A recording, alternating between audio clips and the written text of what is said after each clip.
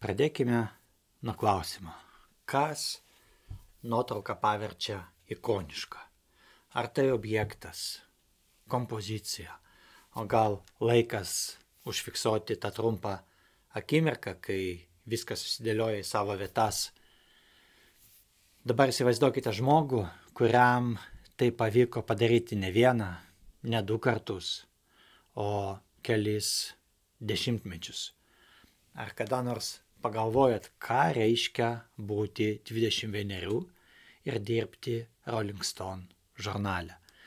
Kai dauguma mūsų dar bando suprasti, kaip veikia skalbimo mašina, Annie Leibovitz jau nardė tarp rokenrolo dievų ir kultūros revoliucionierių. Ir ne šiaip nardė, ji ten klestėjo kaip žuvis vandenį. Per porą metų ji tapo vyriausia žurnalo fotografė. Vyriausia, suprantat, kai kurie iš mūsų tuo metu dar nesugeba išsirinkti, ką valgyti pusryčiams, o ši mergina jau vadovavo visai Rolling Stones fotografijos komandai. Tai būtų tarsi paskirta generolo vos išėjus iš karo akademijos. Leibovitz yra ne tik fotografė, bet ir kultūros metraštininkė. Gimusi 1949 metais, ji jau daugiau kaip 50 metų yra viena pagrindinių fotografijos figūrų ir jos darbai puošia žurnalų viršelius, galerijų sienas ir, sakyčiau, kolektyvinę kartų atmintį. Tačiau kaip jauna mergina iš kariškių šeimos, nuolat keliaujanti, išaugo į fotografę, kuri įamžino visus, nuo Džono Lenono iki karalienės Elžbietos II. Kad suprastume Annie Leibovitz, turime įžengti į jos pasaulį. Pasaulį, kuriame fotoaparatas yra ne tik įrankis, bet ir veidrodis. Veidrodis, kuris atspindi ne tik tai, kaip rodome, bet ir tai, kas esame. Leibovitz turi dovaną plėšti sluoksnius, atskleisti tiesą, slypinčią po paviršiumi. Ir nesvarbu, ar jį fotografuoja garsenybės, politikus ar paprastus žmonės. Jos nuotraukos neapsiriboja vien tik išvaizdą, jos pasakoja istoriją, sukelia emocijas ir dažnai kvestionuoja mūsų požiūrį į pasaulį. Jei dabar galvojate, bet argi ne visi fotografai yra pasakotojai, turiu jūs tikriausiai nuliūdinti, ne visi. O Leibovitz tai daro su jai būdinga nuojauta. Jos darbas ne tik įamžinti žmogų, bet ir sukurti pasakojimą, vizualinį dialogą tarp fotografuojamo objekto ir žiūrovo. Ji tarsi fotografijos Šekspyras. Tik vietoje plunksnų ir rašalo savo darbams ji naudoja šviesą ir šešėlius. Nuo jos ankstyvų darbų, turinčių rokenrolo nuotaiką, iki laikotarpio, kada jinai pradėjo fotografuoti labiau rafinuotus, kartais teatrališkus portretus Vanity Fair žurnalui, Leibovitz darbai evoliucionavo kartu su laikmečiu. Tačiau jos pagrindinis požiūris išliko toks pat. Ji yra mūsų amžiaus metraštininkė, vizualinė istorikė ir jos vaizdai ne tik dokumentuoja, bet ir apibrėžia. Taigi, kuo Annie Leibovitz išsiskiria fotografų jūroje? Kodėl jos darbai taip giliai rezonuoja su daugeliu žmonių? Šios klausimus aš ir noriu šiandien panagrinėti, kai gilinsimės į moters, kuri ne tik įamžino istoriją, bet ir daugeliu atveju padėjo ją formuoti. Taigi gilinsimės į jos gyvenimą, į jos karjerą. Ir mūsų istorija prasideda 1949 metais spalio 2 dieną Waterbury, Connecticute. Ta diena gimė Anna Lowell Leibovitz, kurią visi vėliau pažins kaip Annie. Annie pradžia buvo, toli gražu neglamūriška. Eni gimė šeimoje, kuri buvo mobilesnė nei šių dienų influenceriai. Jos tėvai Semas buvo JAV oro pajėgų karininkas, o tai reiškia, kad Leibovitz šeima kraustėsi dažniau nei dauguma žmonių keičia savo Facebook profilio nuotraukas. Ir Eni buvo vyriausia iš 6 vaikų, taigi įsivaizduokite tą chaosą, kuris ten buvo namuose. Ir galbūt tas nuolatinis judėjimas ir šeimos dinamika išugdė Eni gebėjimą prisitaikyti ir matyti pasaulį savo unikalių būdų. Mokykloje Eni nebuvo ta mergaitė, kuri sėdėjo pirmose suolose ir kėlė ranką į kiekvieną klausimą. Ji buvo labiau užkulisių tipo. Ji mėgo meną, bet nebuvo meno vunderkindas. Tiesiog mergaitė, kuri mėgo piešti ir svajoti. Ir kas galėjo pagalvoti, kad ši paprasta mergaitė taps viena garsiausių pasaulio fotografių. Tikrai ne jos matematikos mokytojas. Ir kai atėjo laikas rinktis koledžą, Eni nusprendė studijuoti San Francisco menų institute. Ir čia prasideda įdomiausia dalis. Ar žinote, kad Eni pradžioje studijavo tapybą? Teisingai, ne fotografiją. Mūsų busimoji fotografijos ikona pradėjo nuo teptuko ir drobės. Tarsi Picasso būtų pradėjęs nuo fotografijos. Tokia intriguojanti pradžia. Bet likimas turėjo kitų planų.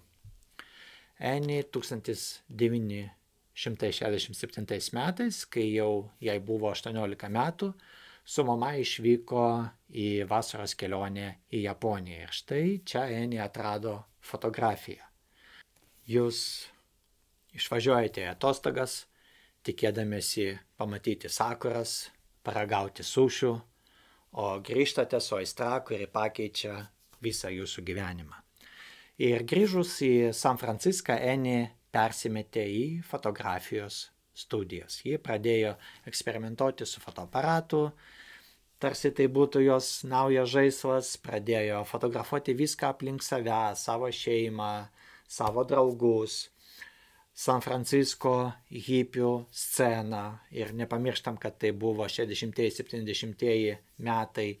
Tai buvo laikas, kai San Franciskas vyrė nuo kontrkultūros, nuo socialinių permainų. Įsivaizduokite tas visas gėlės polkuose, protestai gatvėse, o Eni buvo viso to viduryje su savo fotoaparatu rankose. Ir 1969 metais Eni nusprendė praleisti vasarą kibuce Izraelyje. Taip, būsima Holivudo žvaigždžių fotografė dirbo ūkyje. Kasdien kasdavo bulves, melždavo karvę, bet ir čia jinai neišleido iš rankų fotoaparato. Ji fotografavo savo patirtis, kaupė portfolio ir visa tai vėliau atvers jai duris į tą didį fotografijos pasaulį. Kelionė negaliu pasakyti, kad buvo labai sėkminga ir grįžus į JAV, jinai tęsė savo studijas, toliau tobulino savo įgūdžius, eksperimentavo su įvairiausiom technikom, stiliais. Kartais rezultatai buvo puikus, kartais, įdomus. Bet svarbiausiai ji mokėsi ir augo. Ir 1970 metais, kai jai buvo 21, ji ką tik pabaigė koledžą, ir aišku, pilna troškimo užkariauti pasaulį, ji sužinojo apie neseniai įkurtą žurnalą pavadinimu Rolling Stone. Tikriausiai girdėjote apie jį ir tuo metu tai buvo visiškai nauja ir labai drąsi platforma skirta muzikai ir kontrkultūrai. Ir Eni irgi būdama drąsi ar beprotiška, čia jūs nuspręskit patys, nusprendė nunešti savo nuotraukas į Rolling Stone redakciją. Ir įsivaizduokite jauną merginą su pluoštų nuotraukų rankose, įžengia į redakciją ir ko jinai tikisi - darbo, pripažinimo. Bet žinot ką, jie ją priėmė. Rolling Stone pasamdė 21 metų Annie Leibovitz kaip fotografė. Ir jai tai buvo tarsi laimėti loterijos bilietą, tik vietoj pinigų galimybė fotografuoti didžiausius to meto muzikos ir kultūros veikėjus. Tik nepagalvokite, kad viskas buvo rožėm klota. Annie pradėjo nuo pačios apačios. Jos pirmas užduotis buvo fotografuoti vinilinės plokšteles. Bet netrukus įgavo savo pirmąjį didelį šansą fotografuoti grupę Rolling Stones, tie patys Rolling Stones su Micku Jaggeriu, jų turo po Ameriką metu. Ir jauna mergina iš Konektikuto staiga atsiduria roko žvaigždžių pasaulyje. Taigi, 1975 metais Annie iškeliavo su grupe. Ir šis turas buvo jai kaip krikštas. Ji ne tik turėjo išmokti fotografuoti judančius objektus visokiamis prastomis apšvietimo sąlygomis. Pabandykite nufotografuoti Keitą Richardsą, kai jis šokinėja po visą sceną, bet ir naviguoti po visą tą chaotišką roko žvaigždžių pasaulį. Iš pradžių jį fotografavo paprastus koncertus. Jūs tikriausiai įsivaizduojate tas nuotraukas, kur matosi tik mikrofonas ir plaukai. Ir pamažu Annie suprato, kad nori kažko daugiau. Ji norėjo ne tik užfiksuoti momentą, bet ir papasakoti istoriją. Annie ne tik fiksavo grupės gyvenimą scenoje, bet kas dar įdomiau, jinai fiksavo viską už jos ribų. Ji tapo ne tik stebėtoja, bet ir to beprotiško pasaulio dalyvė. Ir Annie ne tik išgyveno šį turą, ji sužibėjo. Jos nuotraukos buvo unikalios, energingos, tikros ir greitai tapo įvertintos. Ji sugebėjo užfiksuoti ne tik scenoje tą vykstančią visą magiją, bet ir intimius užkulisių momentus. Ir ši patirtis buvo jai kaip koks tai sprogimas jos kūrybiniam kelyje, atveria akis. Ji suprato, kad geriausios nuotraukos gimsta ne tada, kai žmonės pozuoja prieš kamerą su dirbtinėmis šypsenomis, o kai jie tiesiog gyvena savo gyvenimą, nesvarbu, koks beprotiškas jis ten būtų tuo metu. Ir Annie pradėjo ieškoti tų tikrų nuoširdžių akimirkų, kai žmogus atsiskleidžia visiškai, kai jis yra laisvas. Ir kartais netgi jis to nepageidauja. Ir šis turas buvo jai didžiulis tramplinas į šlovę. Jos nuotraukos ne tik puošė Rolling Stone puslapius, bet ir padėjo jai užsitarnauti reputaciją kaip drąsiai ir talentingai fotografijai. Ji pradėjo gauti užsakymus fotografuoti kitas didelės muzikos žvaigždes, nuo Bobo Dylano iki Janis Joplin, ir darbas Rolling Stone buvo ta vieta, kur jinai išmoko daug visokių gudrybių. Tai buvo jai lygtai toksai fotografijos universitetas, tik vietoj paskaitų tikri koncertai, vietoj egzaminų viršeliai su didžiausiomis to meto žvaigždėmis. Bet žinot, kaip sakoma, kur yra šviesa, ten yra ir šešėlis. Annie, kaip ir daugelis menininkų, vaikščiojo ant ribos tarp genialumo ir visiško chaoso. Jos tas intensyvus darbas ir dar intensyvesnis gyvenimo būdas vedė link, sakykime, nelabai sveikų įpročių. Tai buvo pakankamai tamsus jos karjeros laikotarpis, kai ji vos neprarado visko, ką buvo pasiekusi. Bet tikriausiai Annie nebuvo iš tų, kurie pasiduoda. Ji ne tik įveikė savo tos visus vidinius demonus, bet ir panaudojo šią patirtį savo darbe. Jos nuotraukos įgavo naują gylį, naują jautrumą. Ji suprato, kad kiekvienas žmogus turi savo istoriją, jis turi savo kovą ir ji stengiasi visą tai atskleisti savo nuotraukose. Beje, ar žinojote, kad Annie Leibovitz yra vienintelė moteris, kurios nuotrauka buvo panaudota Rolling Stone žurnalo viršelėje 2 kartus tą pačią dieną. Bet tą įvykį mes aptarsime šiek tiek vėliau, kartu ir tą nuotrauką. Taigi, ką reiškia rock'n'rollo fotografija? Tikriausiai įsivaizduojat prakaituotus muzikantus su laukiniais plaukais, užfiksuotus viduryje kažkokio beprotiško rifo, o gal tą visą chaosą užkulisiuose, kur visi elgiasi kaip paaugliai per gimtadienį be tėvų priežiūros. Annie Leibovitz visą tai darė, bet ir darė kai ką daugiau. Jinai savo objektams suteikė intimumo ir pažeidžiamumo, ko praktiškai nebuvo tuo metu įžymybių fotografijos pasaulyje.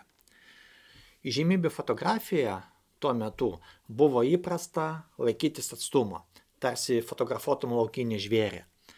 Žinot, fiksuoti tą spindesį ir žavesį, bet neprieiti per arti, kad nekastų. Annie nusprendė, kad visa tai yra nesąmonė ir apvertė viską aukštyn kojom. Ji norėjo priartėti taip arti, kad jau galėtų užuosti jų prakaituotų marškinėlių kvapą. Ji domėjosi ne tik tuo, ką jie rodo scenoje, bet ir tuo, kas jie iš tikrųjų yra. Kas jie yra, kai nusimeta visas tas blizgančias plunksnas.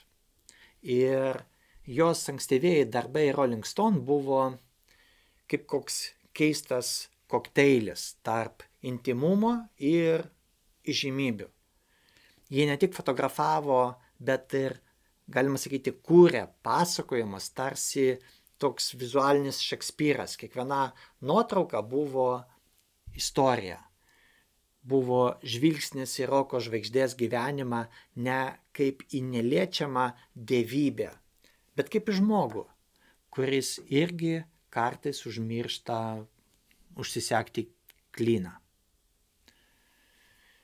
Pavyzdžiui, paimkim Miką Džagerį. Vietoj to, kad jį vaizduotų kaip kažkokį nesugaunamą roko dievą, kuo jis iš esmės tuo metu ir buvo, Annie jį fotografavo tuose tylesnėse akimirkose, kai jis po koncerto išsekęs, bet vis dar spinduliuojantis charizmą, toks liks būtų nuvargęs, bet vis dar seksualus, guli ant savo sofos. Tai buvo ne šiaip roko žvaigždžių nuotraukos, bet žmonių, kurie tiesiog tapo roko žvaigždėmis portretai. Ir Annie stilius buvo toks unikalus ne tik dėl jos techninių įgūdžių, nors, patikėkit, ji mokėjo naudotis fotoaparatu geriau nei dauguma mūsų naudojasi mikrobangų krosnele, bet jos tikroji, sakykim taip, supergalia buvo gebėjimas užmegzti ryšį su tais, kuriuos ji fotografavo. Ji mokėjo priversti žmonės jaustis patogiai, tarsi jie būtų savo svetainėje, o ne prieš fotoaparatą. Ir būtent šis keistas viešo ir privataus, blizgaus ir netobulo mišinys išskyrė ją iš visų kitų, kurie tuo metu fotografavo, ir padarė ją Annie Leibovitz. 1980 gruodžio 8 diena. Data, kuri daugeliui visiems laikam liks istorija kaip diena, kai mirė muzika. Kai visas pasaulis buvo sukrestas ir rodos sustojo. Bet likus vos kelioms valandoms iki šio tragiško įvykio, įvyko kažkas kita. Kažkas gražaus, švelnaus, kažkas, kas taps viena ikoniškiausių visų laikų nuotraukų. Ir spėkit ką? Tai buvo Annie darbas. Džonas Lennonas ir Joko Ono, pora, apie kurią visi turėjo vienokią ar kitokią nuomonę ir dažniausiai ne pačią geriausią. Jie sutiko fotografuoti su Annie Rolling Stone žurnalui. Žurnalas norėjo kažko ypatingo, o Annie, kaip visada, turėjo savo nuomonę ir savo planą. Ji norėjo atkartoti jų 1968 metų albumo Dvi mergelės viršelį, kur jie pasirodė nuogi. Bet šį kartą ji norėjo, sakykime, kažko mažiau šokiruojančio mamytės. Ir tą lemtingą dieną Annie iš pradžių norėjo fotografuoti tik Johną, bet jis užsispyrė, kad be jokio nežingsnio. Annie paprašė jų nusirengti, bet Joko atsisakė, o Johnas, jis mielai nusivilko viską ir tada įvyko tam tikra magija, kai Johnas prisigaudė prie Joko, nuogas, kaip tą dieną, kaip gimė, o jį visiškai apsirengus, Annie suprato, kad čia kažkas ypatingo. Gautas vaizdas yra pilnas kontrastų, pažeidžiamumo, stiprybės, meilės, priklausomybės, atsiskleidimo.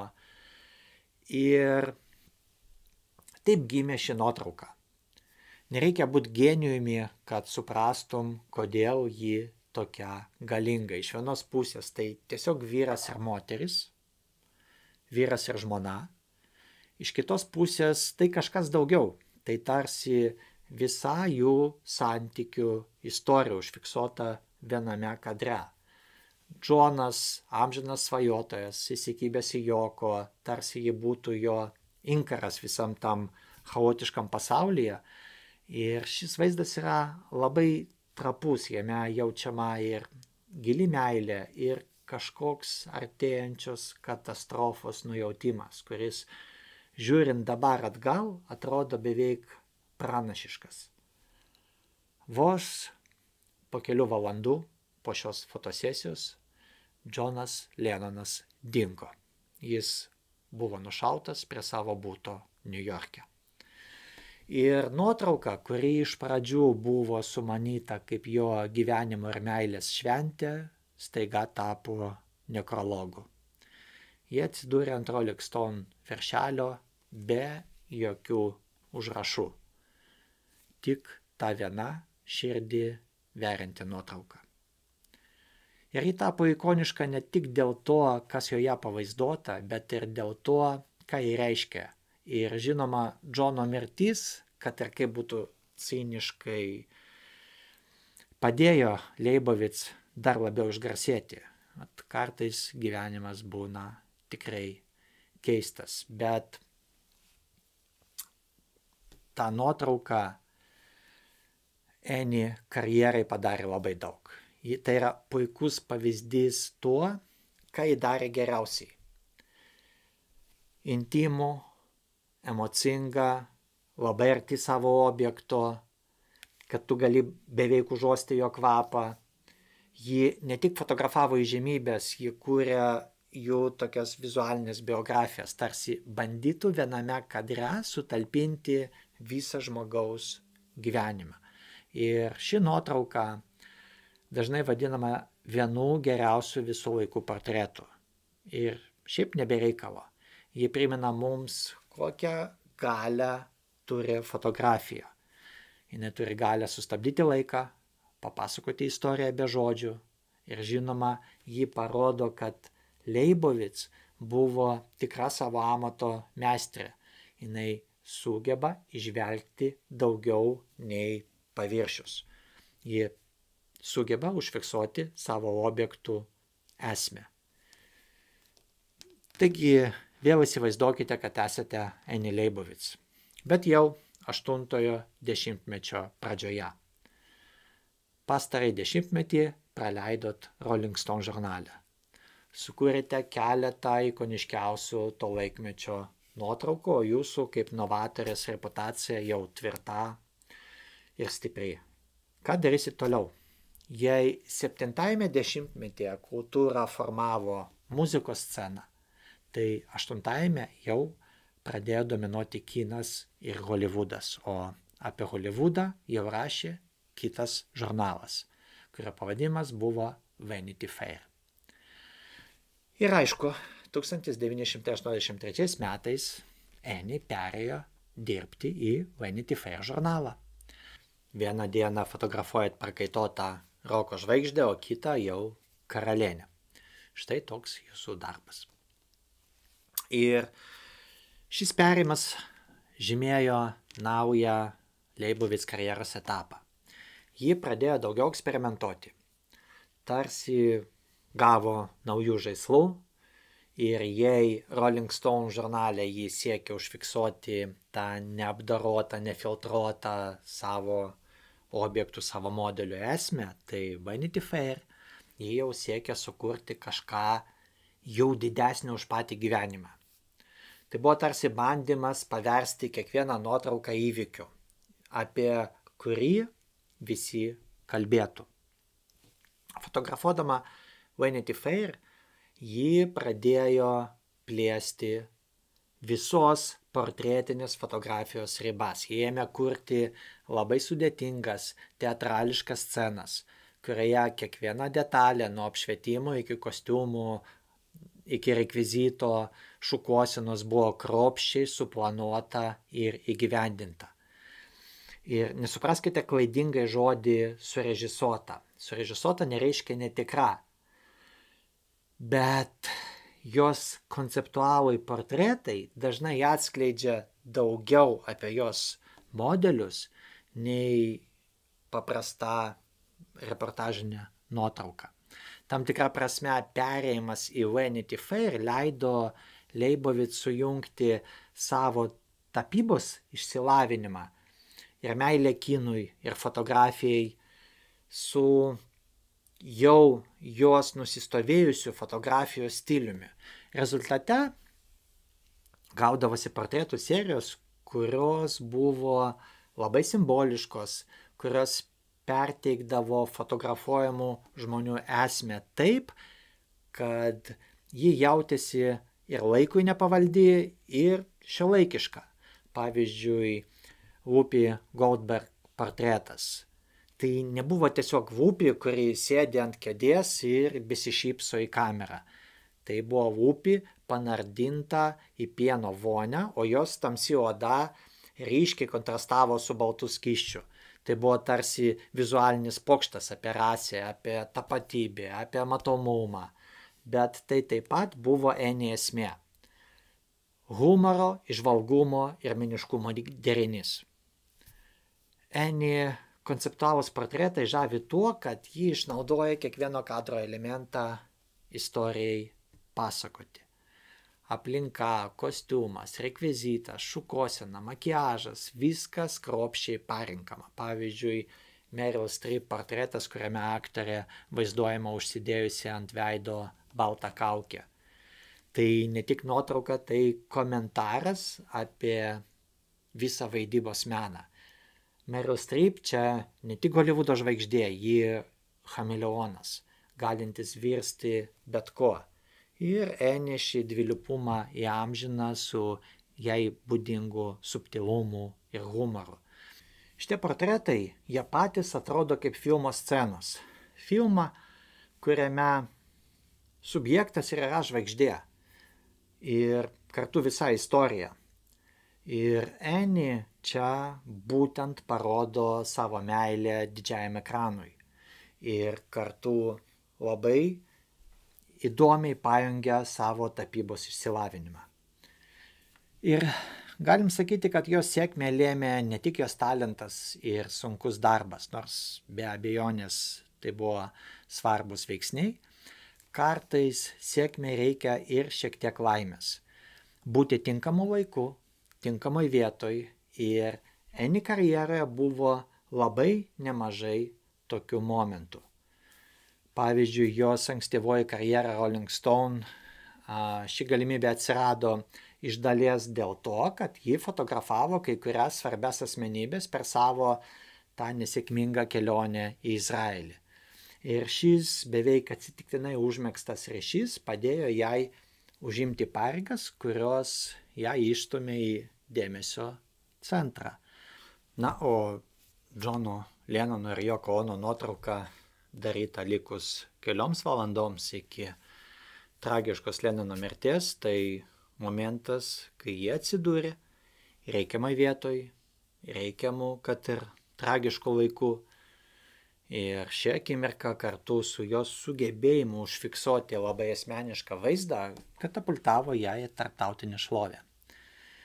Ir visa tai primena mums, kad nors talentas ir pasiruošimas yra labai svarbus, taip pat kaip ir sunkus darbas, bet kartais sėkmė gali tapti tas paskutinis ingredientas, kurio reikia, kad karjera tikrai prasidėtų. Ir kalbant apie garsius Leibovic portretus, negalima nepaminėti ir vieno ikoniškiausių žurnalo istorijoje viršelio. Tai buvo 1991 metų Vanity Fair viršelis su nėščia Demi Moore. Tai buvo ne šiaip nėštumo nuotrauka, ji pakeitė aplamai visas žaidimo taisyklės. Iki tol mintis, kad ant didžiulio žurnalo, žinomo žurnalo viršelio būtų noga labai jau nėščia moteris, buvo tokia pati beprotiška kaip mintis apie kompiuterį internetą kiekvienose namuose. Bet Annie, turėdama sugebėjimą peržengti ribas, ne tik nufotografavo nuotrauką, ji, galima sakyti, sukūrė kultūrinį momentą. Demi Moore, stovinčios aukštai, išdidžiai, rankomis apkabinusiomis savo pilvą atvaizdas, buvo galingas ne tik dėl savo kompozicijos, šviesos ar ko ten dar, bet ir dėl to, ką jis atspindėjo. Tai buvo tarsi motinystės, moteriškumo ir visų formų žmogaus kūno grožio šventė. Jis sukėlė tokį šoką žiniasklaidoje, kad atrodė, jog kažkas įmetė granatą į arbatos vakarėlį. Šis viršelis buvo ne tik nuotrauka, tai buvo pareiškimas. Annie tarsi sakė, štai kas mes esame, štai kaip atrodo gyvenimas. Ir žinot, pasaulis įsiklausė. Ši nuotrauka tapo vienu iš labiausiai aptarinėjimų viršelių istorijoje. Ir jį tvirtino Annie kaip fotografės, nebijančios mesti iššūkį visuomenės normoms reputaciją. Ji buvo tarsi vizualinė pankė, tik vietoj gitaros naudojo fotoaparatą. Ir tada Annie, aišku, nusprendė, kad jai reikia dar didesnio iššūkio.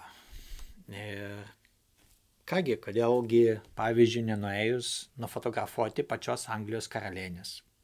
Kas čia tokio, tiesa, nufotografuoti Elžbietą II tikriausiai nebuvo lengva užduotis. Rizika buvo didesnė, nei bandant nufotografuoti kokį laukinį tigrą iš arti. Protokolas griežtesnis nei branduolinio ginklo saugyklos. O objektas, tai buvo pati Anglijos karalienė. Bet Annie ėmėsi šios užduoties su jai būdingu užsidegimu ir kūrybiškumu. Ir kaip rezultatas serija portretų, kuriuose karalienė pavaizduota ne tik kaip monarchė, bet ir kaip asmenybė, kaip moteris turinti pareigos jausmą, istorijos pojūtį ir, patikėkit manimi, nemažą dozę humorą. Viena ryškiausių šios fotosesijos nuotraukų tai portretas, iš kurio dvelkia galia ir valdžia, bet kartu ir tam tikra melancholija, tarsi priminimas, kad net ir karalienės kartais pavargsta nešioti karūną. Annie užfiksavo karališkosios šeimos esmę, bet taip pat ir po karūną slypinti žmogiškumą. Ir ta tema, jinai vyrauja daugelyje jos darbų. Nes, tiesą sakant, net ir karalienė kartais nori nusimesti batus ir atsipalaiduoti žiūrėdama Netflix.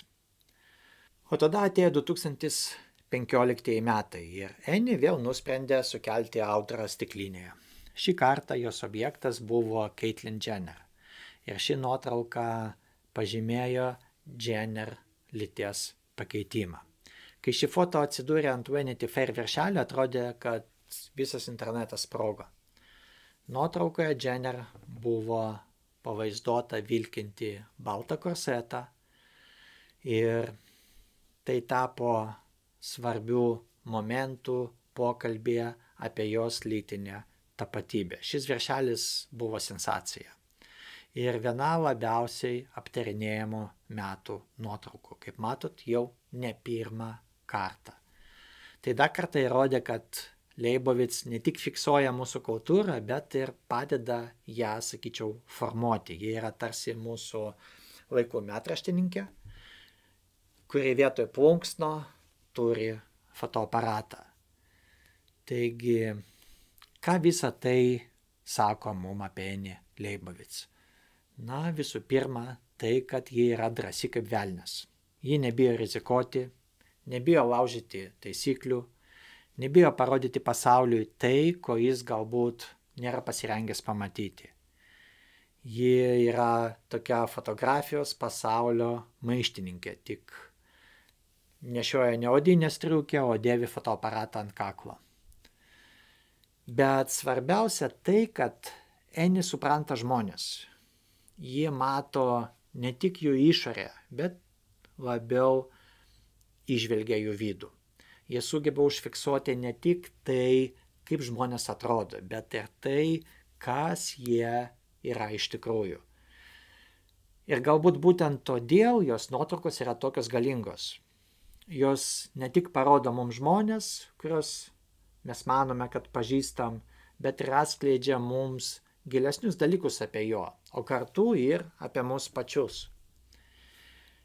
Ji yra pasakotoja, ji yra menininkė, ji yra provokatorė ir tam tikra prasme mūsų kultūros veidrodis. Ir nors ji be abejo yra istorijų pasakojimo meistrė, bet taip pat ji puikiai, aišku, ir valdo techniką. Jos požiūris į apšvietimą, į kompoziciją, postprodukciją taip pat labai sujudino fotografijos pasaulį.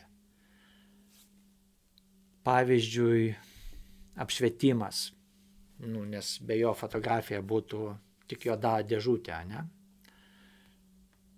Annie garsėja tuo, kaip ji žongliruoja natūralia ir dirbtinė šviesa. Ji nesitenkina tuo, ką duoda aplinka. Ji aktyviai formuoja šviesą, prideda, valdoja, tarsi būtų koks šviesos skulptorius. Ir visiškai nesvarbu, ar tai būtų minkšta popietė šviesa, ar kruopščiai išdėstyti studijos prožektoriai. Annie žino, kaip naudoti šviesą. Kaip ją naudoti tam, kad sukurti gilį, kad išryškinti svarbiausius savo nuotraukos bruožus. Ir jos portretuose šviesa ne tik apšviečia veidą, ji prideda ir emocijų, ir dramatizmo. Tiek, kad, sakyčiau, net Šekspyras pavydėtų. Kitas techninis aspektas, kuriame Leibovitz pasižymė puikiomis savybėmis, yra nuotraukų komponavimas. Kelių kadrų sujungimas į vieną nuotrauką. Pavyzdžiui, darydama grupinius projektus, kai apšvietimas turi būti tinkamas kiekvienam asmeniui, jį gali nufotografuoti nedidelės grupelės atskirai, o tada sujungti visus šios vaizdus ir sukurti vieną vientisą galutinį produktą. Ir kai taikai šį metodą, tu gali užtikrinti, kad visi bus puikiai apšviesti, bus puikiai išdėstyti ir vaizdas atrodys natūralus ir atrodytų nesudėtingas, paprastas, nors iš tikrųjų tai yra kruopščiai suplanuotas rezultatas. Leibovitz puikiai jaučia audinių, fono ir net savo fotografuojamo asmenų odos tekstūrą. Ji naudoja tekstūrą, kad pridėtų nuotraukom įdomumo, tikroviškumo. Ir šis dėmesys tekstūrai, faktūrai padeda sukurti tam tikrą trimatį efektą. Ir jos nuotraukos dažnai atrodo labai tikroviškos ir patrauklesnis, sakyčiau, netgi tikroviškesnis ir patrauklesnis negu gyvenimas. Ji puikiai supranta visas tas smulkias detalės, pavyzdžiui, plaukus, makiažą, ir visą tai gali pakeisti arba pagerinti nuotrauką. Ir jos darbuose plaukai dažnai laikomi ant tiek svarbių elementų, kad jinai stato vėjo mašinas ir panašiai. Ir tos vėjo mašinos irgi sukuria dinamiškumo pojūtį. Jis sukuria pojūtį, kad objektas yra pagautas judesio akimirkoj. Ir tai suteikia nuotraukoms spontaniškumo, energijos, ir net labai surežisuotose vietose nuotraukos atrodo natūralios. Tas plaukų formavimas kartu su subtiliu makiažu, kuris išryškina, o ne užgožia natūralius bruožus, padeda Leibovitz pasiekti būtent jai būdingą išvaizdą. Tokia glamūriška, bet pagrįsta, meniška, bet iš kitos pusės ir prieinama.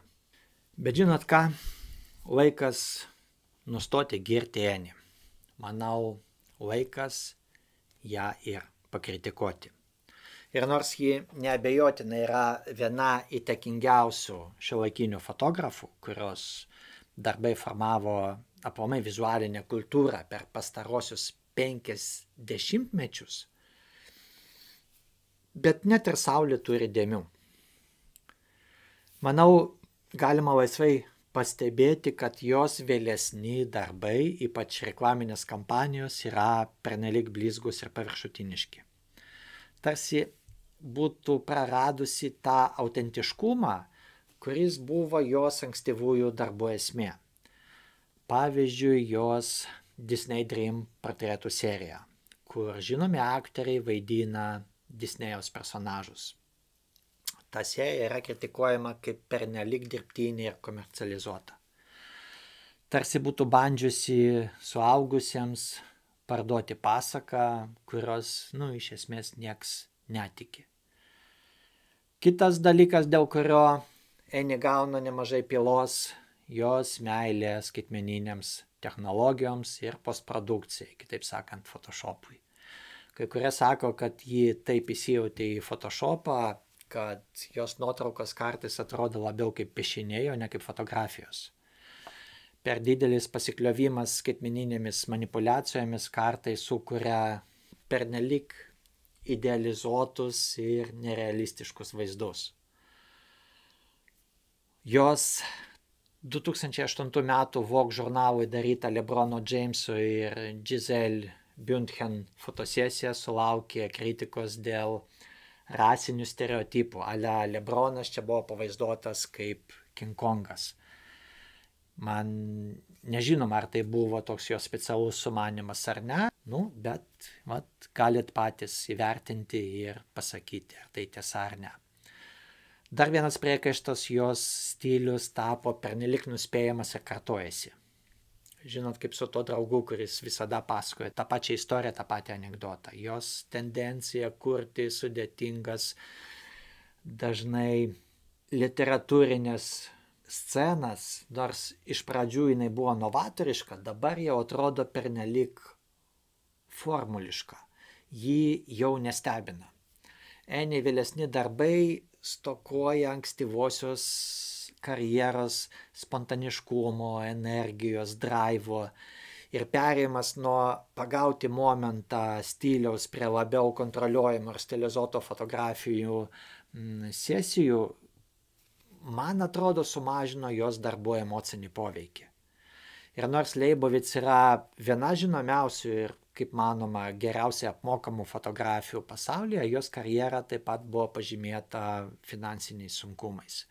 2009 metais ji susidūrė su tokiomis rimtomis finansinėmis problemomis, kurios beveik privedė ją prie bankroto. Ir ši situacija sukėlė nemažai diskusijų, kad Annie finansiniai sunkumai buvo jos pernelyg prabangaus gyvenimo būdo ir neatsargaus finansų valdymo rezultatas, tarsi ji būtų bandžiusi gyventi taip, kaip tos žvaigždės, kurias ji fotografavo. Bet to Eni priklausomybė nuo didelių komercinių užsakymų vėlgi sukėlė daug klausimų apie tai, kaip ši priklausomybė gali paveikti meninę darbų kokybę.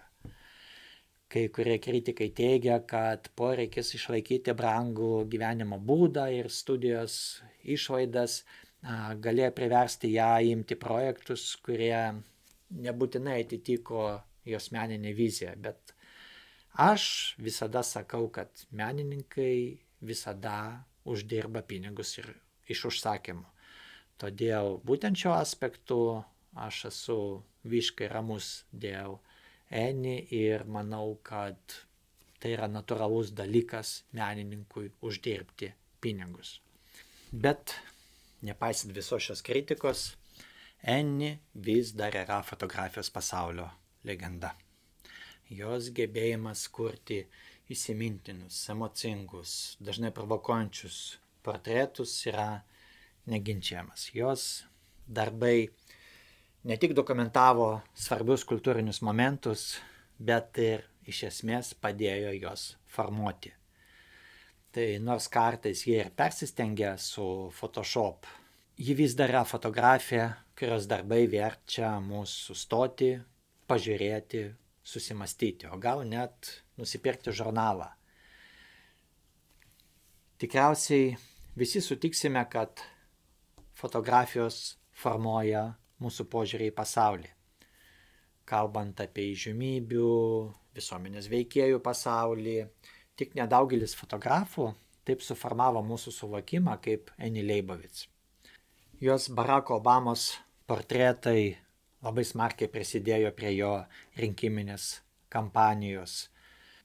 Jo visa rinkimų kampanija buvo apie viltį, apie pažadus, nors tiesą sakant, ar tas pažadas išsipildė, aš asmeniškai smarkiai abejoju, bet tai jau kita istorija, apie kurią mes galime padiskutuoti prie alaus bokalo. Ir negalima pamiršti jos darbų su Holivudo žvaigždėmis, pavyzdžiui, Leonardo DiCaprio, jos kultiniai portretai su gulbė, tai toks vizualinis supriešinimas, apie ką mes labai dažnai ir daug pasakojame savo pamokose, kad tam tikras vizualinis konfliktas yra puikiai priemonė istorijai pasakoti. Ir Leibovitz primena mum, kad net ir blizgančiame Holivude yra ne viskas auksas, kas blizga. Palaipsniui ji pradėjo vis daugiau fotografuoti reklamas. Ji dirbo su tokiais prekių ženklais kaip Louis Vuitton, Disney, American Express. Ir įsivaizduokite, ji pavertė netgi Gorbačiovą Louis Vuitton modeliu. Man asmeniškai tai atrodo tarsi pamatyti dar tą veiderį, reklamuojantį šviesos kardus. Labai netikėta, bet keistai ir įdomu. Ir patalpindama savo objektus į įspūdingą aplinką, nesvarbu, ar tai būtų Gorbačiovas su krepšiu automobilio sėdynėje, ar modelis kokioj egzotiškoj vietoj, ji kuria vaizdus, kuriuose tiek pat kalbama apie kelionę, kiek ir apie patį produktą. Toks pasakojimo būdas išskyrė jos reklamos darbus, nes jie buvo skirti ne tik produktui, bet ir idėjai, gyvenimo būdui, svajoniai parduoti. O dabar pakalbėkime apie jos įtaką pasaulio kultūrai. Leibovitz yra tarsi kultūros pasaulio Mona Lisa. Jos darbai inspiruoja ir intriguoja visus, kaip Mona Lizos šypsena. Jos stilius turi savotišką šabloną mados pramonėje ir visi nori tokių nuotraukų, kurios ne tik parodo drabužius, bet ir pasakoja istoriją. Jos įtaka jaučiama net kino ir televizijos pasaulyje. Režisieriai, operatoriai dažnai žiūri jos darbus kaip į tam tikrą vizualinę Bibliją. Kai jūsų mėgstamiausio serialo kadrai atrodo taip, lyg būtų ištraukti iš Leibovitz fotosesijos, visa tai yra jos palikimas. Jos portretai leido mums pažvelgti į įžymybės iš arčiau, tarsi pro tam tikrą rakto skylutę. Ji parodė, kad už kiekvieno blizgančio fasado slepiasi tikras žmogus su savo istorija, su savo minusais, su savo pliusais. Ir aišku, jos darbai rodomi prestižiškiausiose pasaulio galerijose, muziejuose. Viena iš įsimintiniausių jos parodų buvo Annie Leibovitz Photographer's Life 1990-2005. Tai buvo ne tik jos darbų paroda, bet ir savotiškas jos pačios vizualinis dienoraštis. Kalbant apie Leibovitz, negalima nepaminėti ir jos partnerės Susan Sontag. Jų santykiai buvo tarsi toks intelektualinis, kūrybinis kokteilis. Įdomus, stiprus, kartais svaiginantis. Kartu jos dirbo, jos buvo ir partneriam, kaip sakiau. Kartu jos sukūrė knygą Woman, kuri tapo tam tikra vizualinė feminizmo enciklopedija. Joje jos nagrinėjo įvairaus amžiaus išsilavinimo gyvenimo sričių moterų gyvenimus. Ten buvo Annie nuotraukos ir Sontag tekstai. Ir Leibovitz tapo įkvėpimu, aš sakyčiau, ištisoms fotografų kartoms, ypač moterims. Ji yra tarsi šiuolaikinė Žana Dark fotografijos pasaulyje. Ji kovoja su nusistovėjusiomis normomis, ji atveria kelią kitoms, ji įrodė, kad galima būti ir menininkė, ir komercinė fotografija tuo pačiu metu. Jos DNR galima rasti visur.